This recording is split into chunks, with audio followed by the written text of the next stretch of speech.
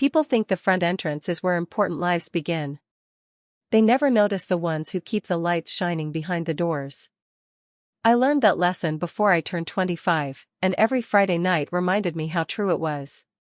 My name is Claire Bennett, and while Manhattan's wealthiest families floated beneath crystal chandeliers wearing gowns worth more than my yearly paycheck, I slipped through a narrow steel door marked staff only with a laundry cart in one hand and a coffee that had gone cold hours earlier in the other. The service hallway smelled like fresh linen, polished wood, and industrial detergent, a strange mixture that somehow felt more honest than the expensive perfume drifting through the ballroom upstairs. My shift had started at 3 in the afternoon, and according to the clock clipped beside the employee entrance, it was already 7:18 p.m. My feet protested every step inside my worn black flats, but rent didn't care about sore muscles, and neither did the tuition bill waiting on the tiny kitchen table in my queen's apartment. I adjusted the silver name tag pinned to my uniform and pushed the cart toward the grand staircase reserved for employees. Above me, somewhere beyond thick marble floors and glittering ceilings, a string quartet began another elegant piece. The music floated downward like it belonged to another universe. We joked that guests entered through dreams while employees entered through the basement. It wasn't bitterness. It was simply the truth. Every polished glass, every spotless table, every perfect evening depended on people whose names no one bothered to remember. I had stopped expecting anyone to notice mine a long time ago. Claire, my supervisor, called without looking up from her clipboard. Ballroom B needs fresh champagne flutes. The governor's donors just arrived. On it, I answered, already steering the cart toward the service elevator. The elevator doors opened with a quiet chime, carrying me upward through hidden corridors the guests would never see. Mirrors disappeared. Concrete replaced marble. Exposed pipes crossed the ceiling like silent highways. The building had two faces. One sparkled beneath golden light. The other worked tirelessly in fluorescent silence.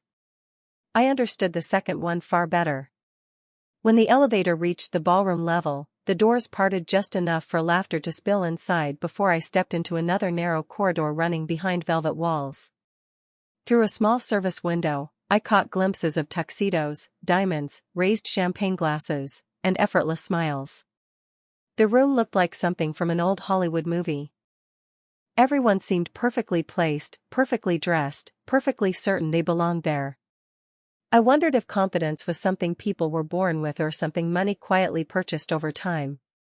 Balancing two polished trays against my shoulder, I inhaled once, straightened my uniform, and stepped through the discreet side entrance that blended almost invisibly into the ballroom walls. No one looked at me. They looked through me, exactly as expected. I crossed between elegant conversations, replacing empty glasses with full ones while invisible enough to overhear fragments of billion-dollar deals, charity speeches, vacation plans in Europe, and congratulations whispered over vintage wine. I kept my eyes lowered until something unusual pulled them upward. Across the ballroom, near the towering windows overlooking Central Park, a man stood completely alone. Everyone else chased attention. He seemed to make attention come to him without moving. Guests subtly adjusted their paths before crossing near him. Security in tailored black suits remained close without appearing obvious. He wore a midnight tuxedo with the quiet confidence of someone who had never questioned whether he belonged anywhere. For only a heartbeat, our eyes met across the crowded room. I looked away immediately, telling myself he was simply another powerful guest whose story had nothing to do with mine. I had no idea that before the night ended, the distance between the backstairs and the ballroom would become the smallest difference in my entire life. The orchestra drifted from one elegant melody to another while I continued weaving between crowded tables, replacing empty glasses before anyone had the chance to notice they were gone. That was the strange beauty of working behind the scenes. If everything went perfectly, nobody remembered you had ever been there. I preferred it that way. Invisible people rarely became part of complicated stories. At least, that was what I believed until the ballroom lights dimmed and every conversation slowly dissolved into expectant silence. A spotlight settled near the marble staircase at the center of the room. The hotel manager straightened his tuxedo beside me and whispered, almost to himself, "He is here." I assumed another celebrity had arrived. Wealthy people always found reasons to applaud one another. Then I watched the guests turn toward the entrance with something I had never seen before. It was not admiration. It was respect wrapped carefully around caution. The man from the windows walked forward at an unhurried pace, saying nothing. He did not smile. He did not wave. Somehow the room adjusted itself around him as naturally as water moving around stone. Even from across the ballroom, I could feel the strange calm that followed him. His black tuxedo fit perfectly, but it was not the expensive fabric anyone noticed. It was the certainty in the way he carried himself, like every decision had already been made before anyone else entered the room. "Who is he?" I quietly asked another server while arranging fresh glasses on a silver tray. Emily barely glanced toward him before lowering her voice. "You really do not know?" I shook my head. "That is Adrian Blackwood." She said the name carefully, almost respectfully. "People say he owns investment firms, hotels, charities, shipping companies. Nobody seems to know where his influence actually ends." I looked back toward him. He was speaking with the chairman of the charity foundation now, listening more than talking.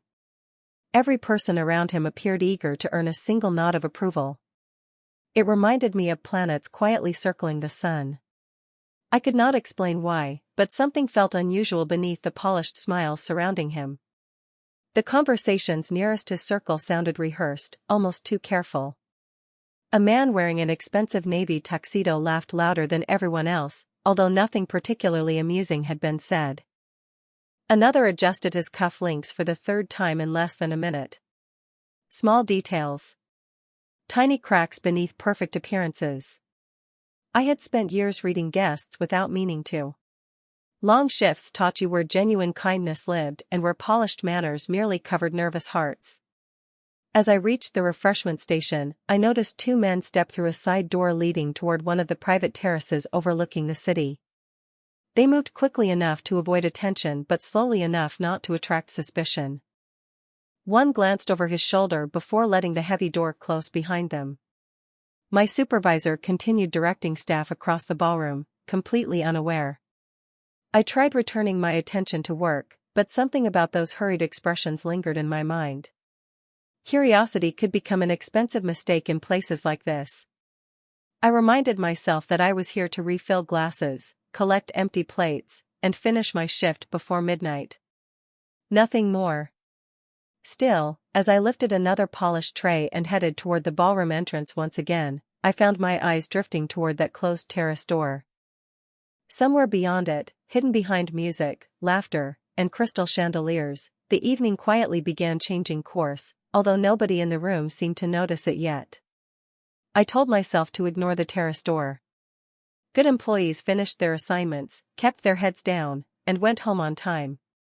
Curious employees usually found trouble waiting for them. I balanced another tray of sparkling water and moved between conversations that sounded increasingly alike. Everyone smiled. Everyone complimented one another. Everyone carefully avoided saying anything real. As I reached the far end of the ballroom, my supervisor leaned toward me. "Claire, the private terrace requested fresh mineral water. Deliver it and come right back." I nodded before she could assign the task to someone else. The silver tray felt heavier than it should have as I crossed the room toward the quiet hallway leading outside. The music softened with every step until all I could hear was the muted rhythm of my own shoes against polished marble. A warm breeze drifted through the slightly open terrace door, carrying the scent of rain even though the sky remained clear above Manhattan. The city lights stretched for miles beyond the balcony, glowing like thousands of tiny promises. I lifted my hand to knock, but unfamiliar voices stopped me. "Everything is scheduled after the closing speech," one man said in a calm, controlled tone. "No mistakes this time." Another answered so quietly I almost missed it. "Blackwood trusts the foundation too much. Once he signs the agreement, everything changes." My heartbeat slowed instead of racing. Something about the conversation felt wrong. They were not discussing donations or business partnerships. Their words carried the careful weight of people who expected nobody else to hear them. I remained completely still, holding the tray close against my uniform. The distraction will keep everyone looking the other way, the first voice continued. He will never see it coming. A chair scraped softly across the stone floor. Instinct took over before thought could catch it. I stepped backward as quietly as possible, hoping to leave before anyone opened the door. My shoulder brushed a decorative flower stand positioned beside the entrance. One crystal vase shifted slightly. I caught it with my free hand just before it tipped over. The tiny sound was almost nothing, barely more than a soft click against the table. Inside, the conversation stopped. Complete silence settled over the terrace. I did not breathe. A second later, footsteps approached the door. I forced myself to move, pushing the service cart ahead of me with steady hands even though my pulse echoed inside my ears. The terrace door opened behind me. "Excuse me," a man called politely. I turned with what I hoped looked like harmless confusion. He wore an expensive tuxedo and an easy smile that never reached his eyes. "Were you waiting to come in?" I glanced down at the tray. "Room service. Mineral water for the terrace." He studied me for one long second before shaking his head. "We changed our minds." "Thank you anyway." His voice remained perfectly pleasant. "Too pleasant." I smiled, apologized, and wheeled the cart back toward the ballroom without rushing. Every instinct warned me not to look behind me. As soon as I stepped back beneath the golden chandeliers, the orchestra swelled into another beautiful melody, covering every uneasy thought trying to form inside my mind. Across the ballroom, Adrian Blackwood accepted a handshake from one of the evening's honored guests, completely unaware that somewhere behind the elegant smiles and polished speeches, someone had quietly begun counting down the minutes until his world changed forever. My hands kept moving even while my thoughts refused to. I collected empty glasses, replaced silverware, smiled politely whenever someone thanked me, but the conversation outside on that terrace repeated itself inside my head with every step. "Everything is scheduled after the closing speech. He will never see it coming." I had worked enough charity events to recognize ordinary business discussions. That had not sounded ordinary. Twice I caught myself looking toward Adrian Blackwood before forcing my attention back to work. He stood near the stage now, speaking quietly with city officials and foundation directors. Nothing about him suggested concern.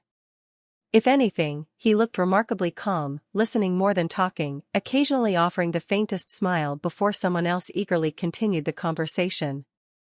I wondered if powerful people ever noticed danger before everyone else did, or if confidence simply made them believe danger belonged to someone else. "Claire." My supervisor's voice snapped me back. "Take this guest list to the event coordinator." I accepted the folder and crossed another section of the ballroom. The coordinator was nowhere near her desk, leaving me standing beside a temporary office tucked behind heavy velvet curtains. I placed the folder on the table, ready to leave, when I noticed a digital seating chart glowing on an unattended laptop. Adrian Blackwood's name occupied the center table directly beneath tonight's keynote stage. My stomach tightened for reasons I could not explain. The words from the terrace echoed again. "Closing speech." I looked toward the ballroom entrance. Security staff remained exactly where they had been all evening, relaxed but observant. Nothing appeared unusual. Maybe I had misunderstood everything. Maybe curiosity was inventing problems that did not exist. That explanation should have comforted me. Instead, it felt incomplete. I stepped back into the ballroom and nearly collided with an older gentleman carrying a cane. "Easy there," he said with a warm smile. "Busy night?" "Yes, sir." "I am sorry." He chuckled kindly before continuing toward the stage. I watched him disappear into the crowd, suddenly aware of how many innocent people filled the room. Hundreds of guests. Hotel employees. Musicians. Volunteers. Whatever those men had discussed, it involved more than one person. My heart began beating faster. I did not know Adrian Blackwood. I owed him nothing. If I reported overhearing a strange conversation, who would believe a hotel employee over wealthy donors attending one of the biggest charity galas in Manhattan? Worse, I could lose the job that kept my apartment and community college tuition paid. Sensible people stayed silent. They finished their shifts and went home. My father used to say that courage rarely arrived feeling brave. Usually it arrived disguised as inconvenience. Before I could talk myself out of it, I spotted a man wearing a discreet earpiece standing several feet behind Adrian. He was not part of the hotel staff. His posture never relaxed, and his eyes constantly scanned the room instead of the guests. I walked toward him with measured steps, trying not to attract attention. "Excuse me," I said quietly. He turned immediately, studying me with polite suspicion. "I need to tell someone something." His expression did not change. "About what?" I glanced toward Adrian before lowering my voice even further. "I think I accidentally overheard a conversation that your boss should know about. I could be wrong, and I hope I am, but I did not think I should ignore it." For the first time that evening, the guard's calm expression shifted almost imperceptibly. He did not answer. He simply looked past me toward Adrian Blackwood, then back into my eyes as though deciding whether I was an ordinary hotel employee or the beginning of a story neither of us had expected. The man with the earpiece studied me for several long seconds without saying a word. His face remained calm, but his eyes measured every detail, from my hotel name tag to the tray still balanced against my hip. Finally, he spoke quietly. "Wait here." He disappeared into the crowd with the kind of efficiency that made it seem as though he had simply dissolved into the ballroom. I immediately regretted saying anything. My supervisor was already searching the room, probably wondering why one of her servers had stopped working in the middle of the busiest hour of the evening. I should have gone back to clearing tables. I should have convinced myself I had misunderstood everything. Instead, I stood frozen beside a marble column while the orchestra continued playing as if the entire city depended on another perfect waltz. Less than a minute later, the guard returned. "Mr. Blackwood will give you exactly 1 minute." Before I could respond, he guided me through the crowd toward a quieter corner near the ballroom library. Adrian Blackwood stood beside a floor-to-ceiling window overlooking the glittering skyline. Up close, he looked even more composed than he had from across the room. There was nothing theatrical about him. No raised voice. No unnecessary movement. He simply turned to face me with steady green eyes that seemed to notice everything without revealing anything in return. "You asked to speak with me," he said. His voice was low and controlled, carrying none of the impatience I expected from someone interrupted during an important event. Suddenly every carefully rehearsed sentence disappeared from my mind. I think I overheard something on the private terrace." He waited without interrupting.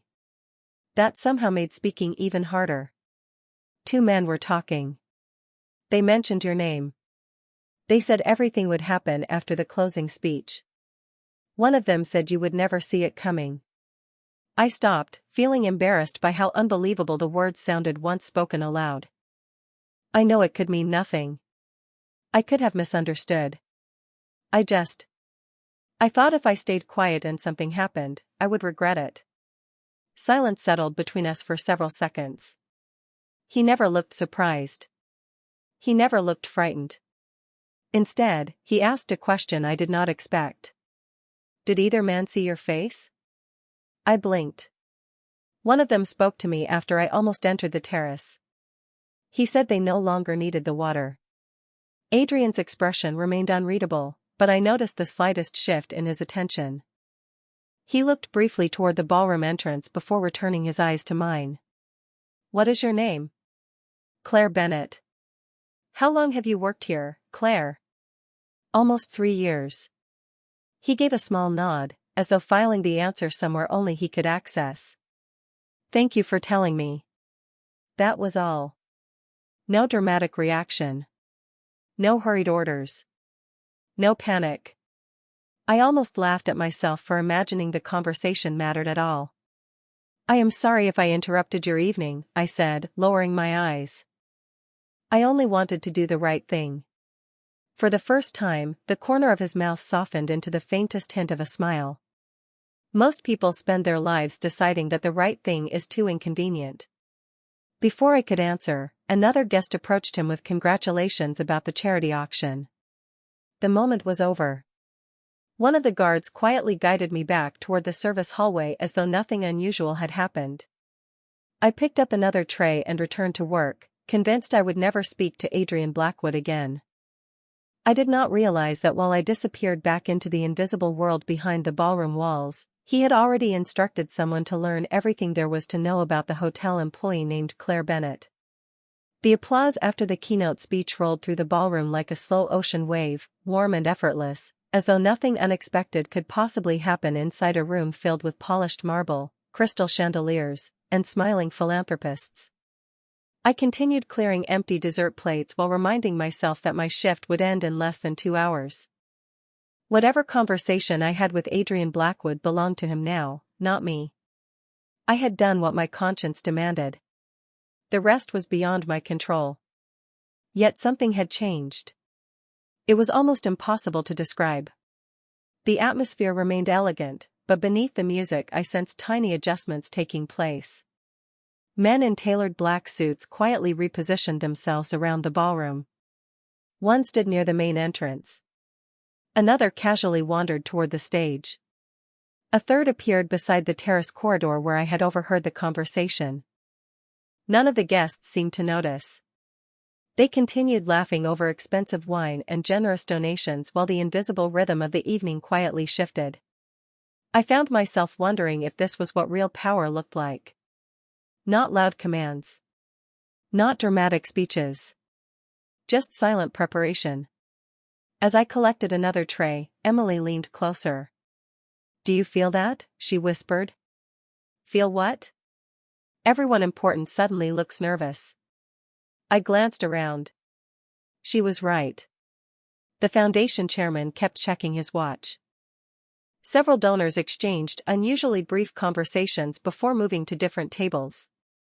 Even the orchestra conductor glanced toward the entrance twice within a minute. Tiny details. Small enough that most people would never notice them. I had spent 3 years watching rooms without becoming part of them. Invisible people learn to read changes before anyone else. My supervisor hurried toward us carrying a stack of auction folders. "Claire, Ballroom East needs additional programs." "I will get them." The supply room sat behind another service hallway hidden from the guests. I pushed through the heavy door and stepped into the quiet storage area lined with folded linens, polished serving trays, and neatly stacked boxes. The silence felt almost startling after the constant music outside. I reached for the programs when voices drifted through the slightly open maintenance door connecting to the next hallway. "Everything has changed," one unfamiliar voice muttered. Someone warned him. Another answered immediately. "Impossible." Then explained the extra security. My breath caught. I recognized neither speaker, but the meaning landed instantly. Adrian had believed me. At least enough to act. Relief washed over me so suddenly that I smiled without realizing it. Maybe the evening would end quietly after all. Maybe nothing terrible had ever been planned. Maybe my awkward conversation had simply helped people become more careful. I gathered the programs and headed back toward the ballroom.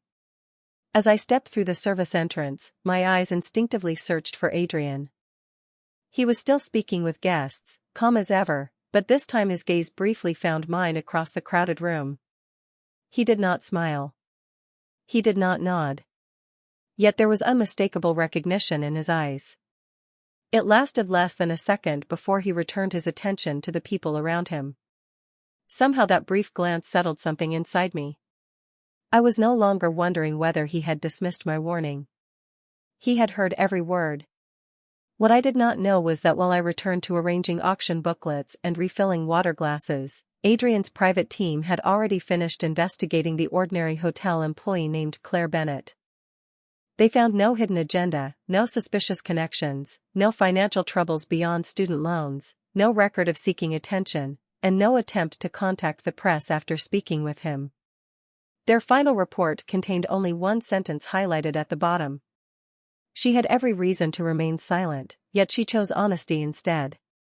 The charity auction ended with another standing ovation, and for the first time all evening I allowed myself to believe the night would fade into nothing more than another exhausting shift.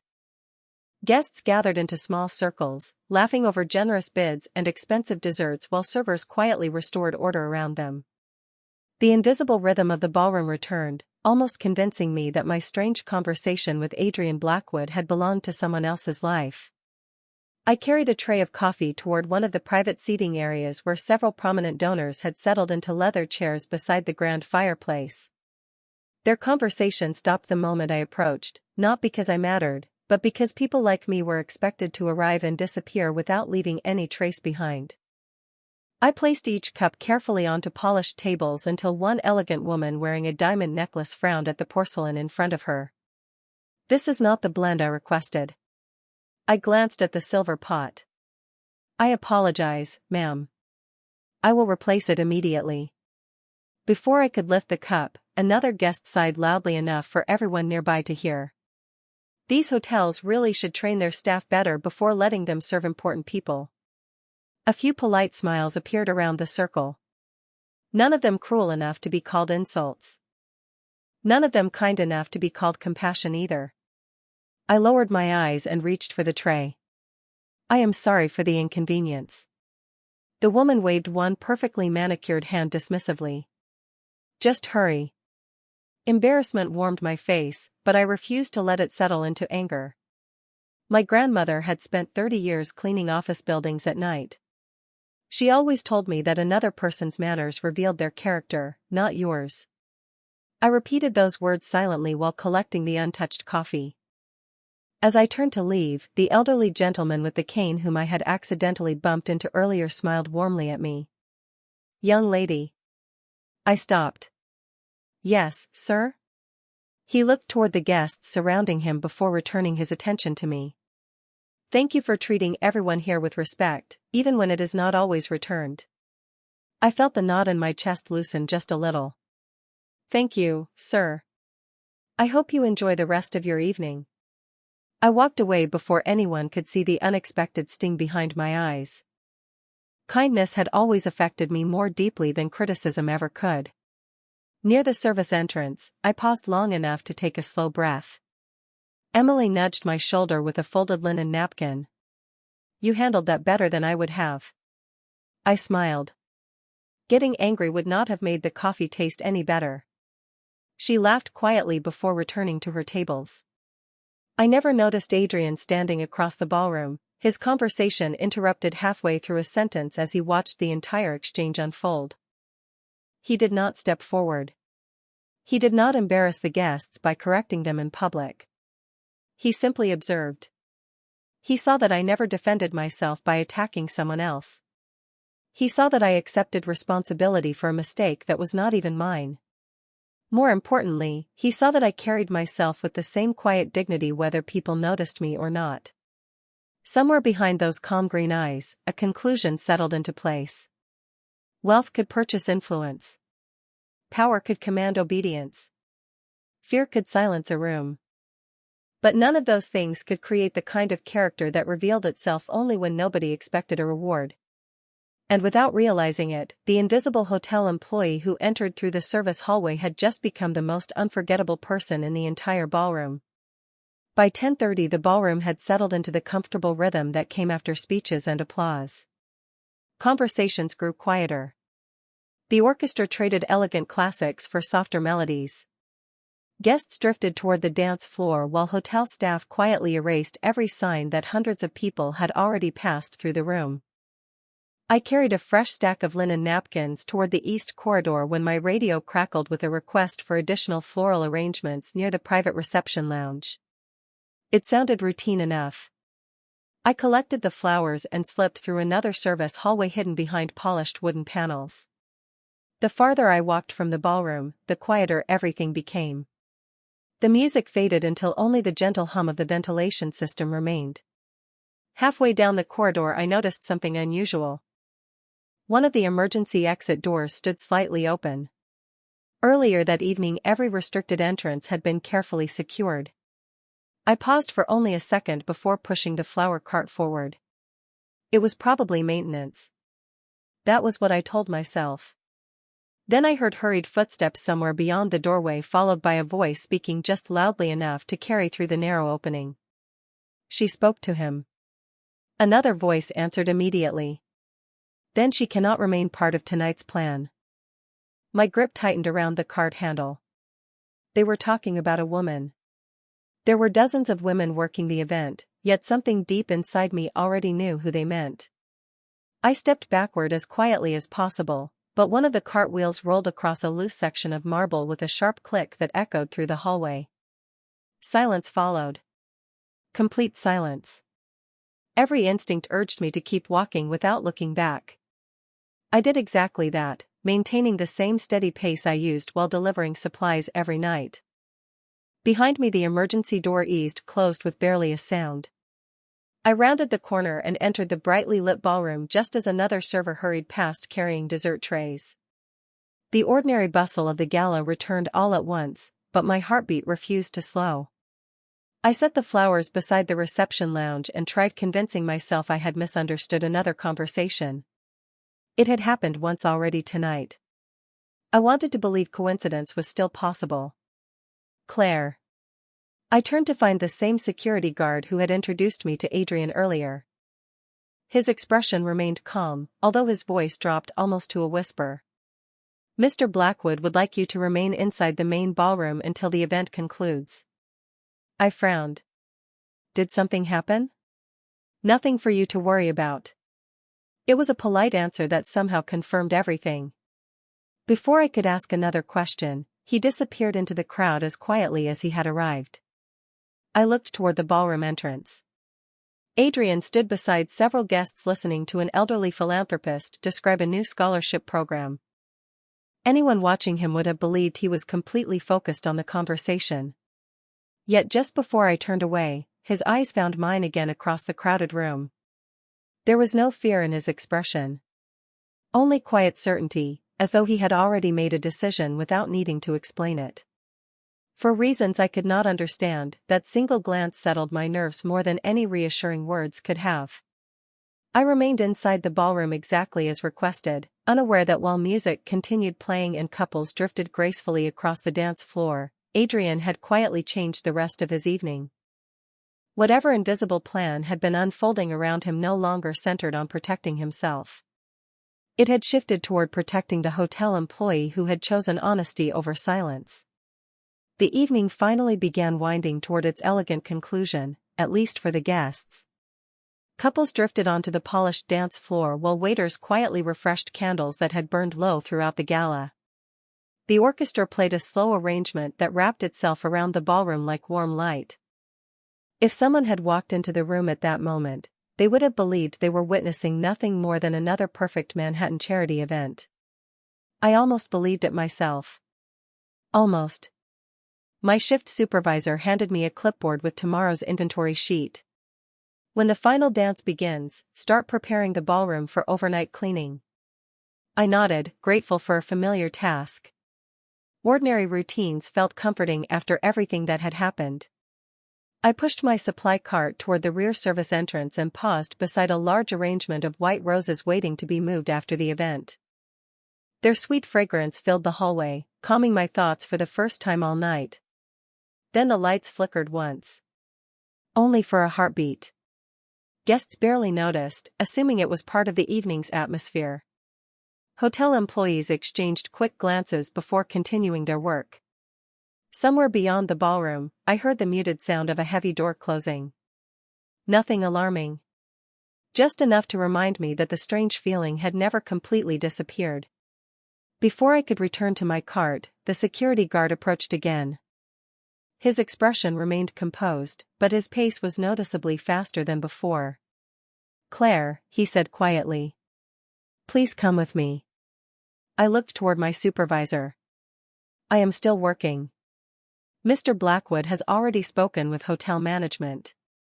They know where you are." Confusion replaced hesitation. "Why?" He glanced briefly toward the ballroom before answering. Because he believes it is the safest place for you right now. The word settled heavily inside me. Safest. Not most convenient. Not most appropriate. Safest. We crossed the ballroom at an unhurried pace that somehow felt carefully measured. Nobody stopped us. Nobody even seemed to notice. Adrian stood near one of the grand windows, thanking donors as they prepared to leave. The moment he saw us approaching, he politely excused himself from the conversation. "Miss Bennett," he said calmly. "I owe you an apology." I stared at him, completely unprepared for those words. For what? You came here expecting an ordinary evening of work. Instead, you became involved in circumstances you never asked for. I shook my head. I chose to tell you what I heard. You did. His voice remained steady. And because of that choice, certain people may now assume you know more than you actually do. My stomach tightened. Do I? He held my gaze for a long moment before answering. No. And I intend to keep it that way. There was something remarkably reassuring about the certainty in his voice. Not because he sounded powerful, but because he sounded responsible. He was not trying to impress me. He was making a promise to himself. One of his associates approached and quietly handed him a small envelope. Adrian accepted it without looking inside. Then, to my complete surprise, he extended it toward me. This contains enough to cover your tuition for the rest of the year. I blinked, certain I had misunderstood. I cannot accept that. It is a gesture of gratitude. I slowly pushed the envelope back toward him. Then thank you. But I did not tell you because I expected anything in return. For the first time that evening, genuine surprise crossed Adrian Blackwood's face. Around us, the orchestra continued playing and guests laughed beneath glittering chandeliers, completely unaware that the simplest conversation in the ballroom had just become the one Adrian would remember long after every speech, every donation, and every elegant toast had been forgotten. For a moment neither of us spoke. The unopened envelope remained in Adrian Blackwood's hand while the orchestra carried another graceful melody across the ballroom. Around us, conversations continued as though nothing unusual had happened, but I could not stop looking at the envelope I had just refused. I had spent years stretching every paycheck, calculating groceries down to the dollar, choosing used textbooks instead of new ones, and wondering whether I could afford another semester. Accepting the money would have solved so many problems. That was exactly why I could not take it. You should keep it, I said gently.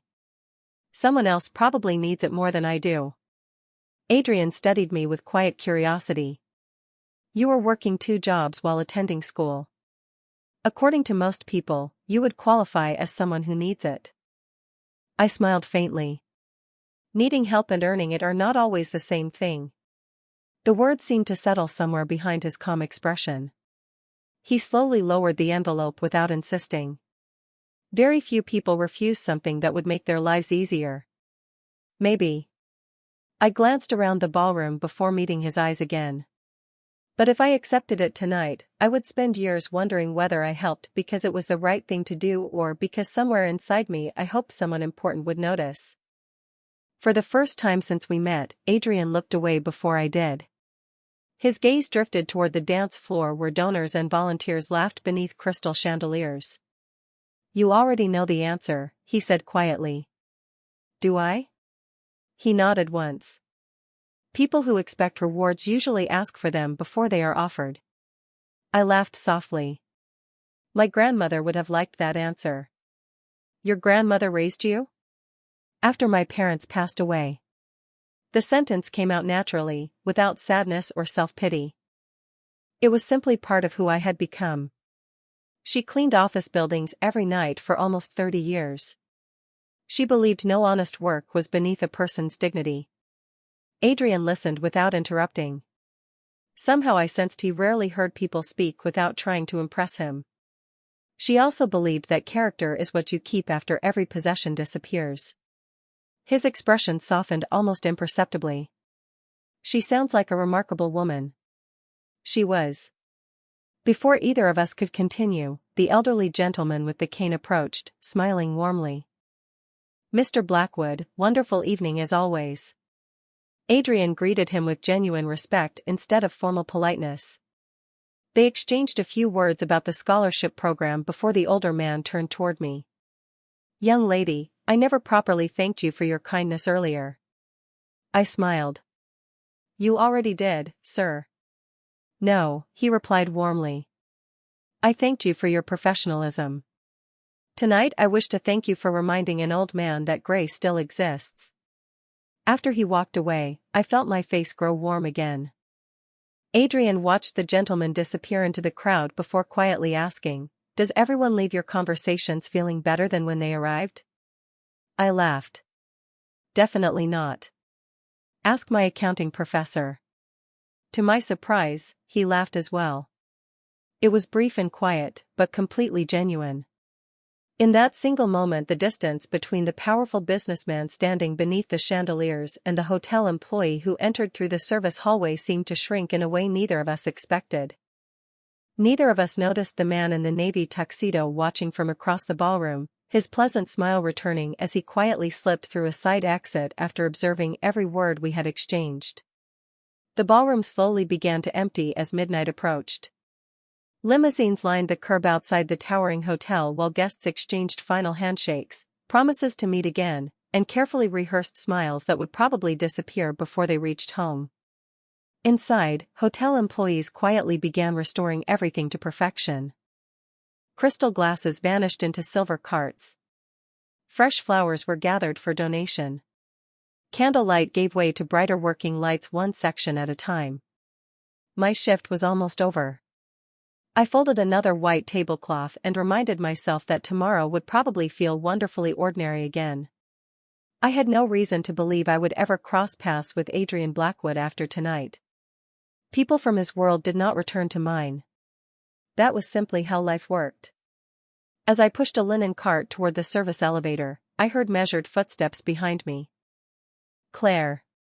His voice was unmistakable even before I turned around. Adrian stood alone in the quiet hallway separating the ballroom from the employee entrance. For the first time all evening there were no donors surrounding him, no photographers, no security standing within sight. Just the two of us beneath soft hallway lights. I smiled politely. "I thought you had already left." "I was about to." He glanced toward the steel service door that led downstairs. "I wanted to speak with you once more before I did." Something in his expression felt different now. Less guarded. More thoughtful. He looked at the service hallway stretching behind me before speaking again. "I owe you another apology." I frowned slightly. "You already apologized." "Not for this." His eyes met mine steadily. "Tonight I learned something uncomfortable about myself." I waited quietly. I have spent years believing that every problem could be solved with influence, preparation, or resources. He looked briefly toward the ballroom before continuing.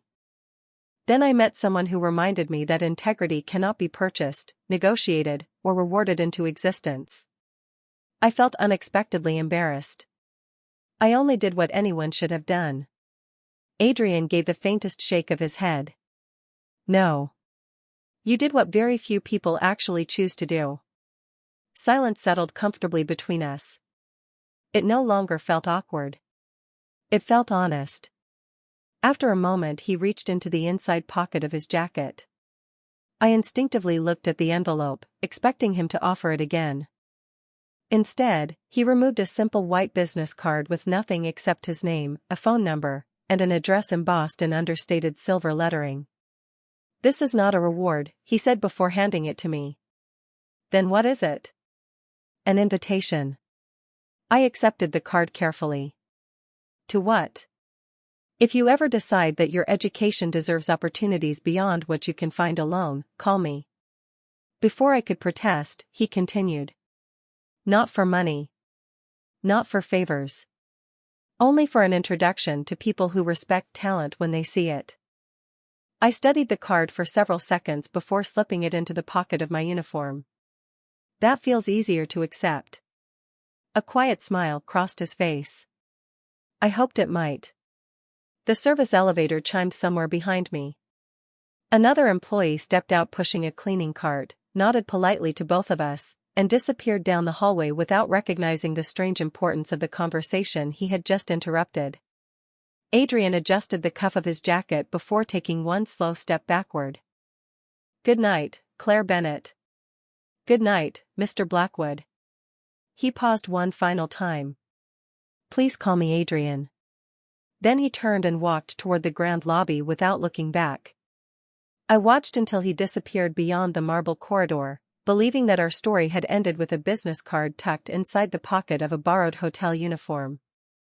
I did not know that less than 12 hours later, one unexpected delivery waiting outside my apartment door would prove the ballroom had followed me home. I slept for barely 4 hours before the familiar rattle of the old radiator pulled me awake. Morning sunlight slipped through the thin curtains of my tiny Queens apartment, turning the worn wooden floor golden for a few quiet minutes before the city fully came alive. Saturdays were usually reserved for studying, laundry, and another evening shift at the hotel. I brewed the cheapest coffee I could find, opened my economics textbook, and tried convincing myself that the extraordinary events of the previous night belonged in someone else's memory instead of mine. Then someone knocked on my apartment door. It was only 9:15 in the morning. Hardly anyone visited me without calling first. I opened the door to find an elderly courier standing beside a long cream-colored garment bag and a flat white box tied with a navy ribbon. Miss Claire Bennett? He asked politely. Yes. Delivery for you. I frowned. There must be some mistake. He checked the label once more before smiling kindly. No mistake, ma'am. Signature, please. I signed the electronic pad, carried everything inside, and closed the door behind me. The garment bag felt surprisingly light. Inside hung an elegant midnight blue evening gown, simple rather than extravagant, with clean lines that somehow looked timeless instead of fashionable. The white box contained a pair of classic satin heels in exactly my size. Beneath them rested a handwritten envelope. My name appeared across the front in neat black ink. My pulse quickened as I unfolded the single card inside. Claire, this is not a gift. It is an invitation. Next Thursday evening the Blackwood Foundation will announce a new scholarship program created for students who work while pursuing higher education. I hope you will attend as my guest, not because of what you did for me, but because your story deserves to be seen. Wear whatever makes you feel like yourself. If that is not this dress, then come exactly as you are. Adrian. I read the note twice before carefully folding it again. There was no mention of obligation. No expectation. No attempt to purchase gratitude. Somehow that made the invitation far more difficult to dismiss. The following Thursday arrived faster than I expected.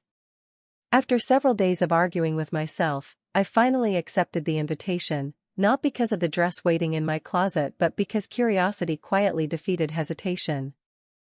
As my taxi stopped outside the same hotel where I normally entered through the employee entrance, I remained seated for a long moment, looking at the grand staircase leading toward the front doors. 1 week earlier I had wheeled linen carts through the basement corridors beneath those marble floors. Tonight a valet opened the taxi door and smiled warmly. Welcome, Miss Bennett. I almost looked behind me, convinced he must be greeting someone else. Inside the grand lobby, crystal chandeliers shimmered exactly as they had before, yet everything felt different simply because I was seeing it from the other side. Guests greeted me instead of looking through me. Staff members smiled without realizing they had worked beside me only days earlier. Then I heard a familiar voice. I was beginning to think you had changed your mind. I turned to find Adrian waiting near the ballroom entrance in a perfectly tailored black tuxedo. There were no photographers surrounding him, no crowd demanding his attention. His expression carried the same calm confidence I remembered, but this time there was something warmer behind it.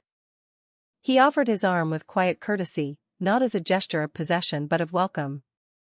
For the first time in my life, I stepped into the ballroom through the front entrance, And somehow the room that had once made me feel invisible suddenly felt as though it had been waiting for me all along. The ballroom felt different from the moment I entered beside Adrian. Nothing about the chandeliers had changed. The orchestra played the same elegant melodies I had heard while carrying trays only a week before. The marble floors reflected the same golden light. Yet everything seemed transformed because I was no longer standing behind a service door waiting for someone to ring a bell. I was standing exactly where I had once believed I could never belong.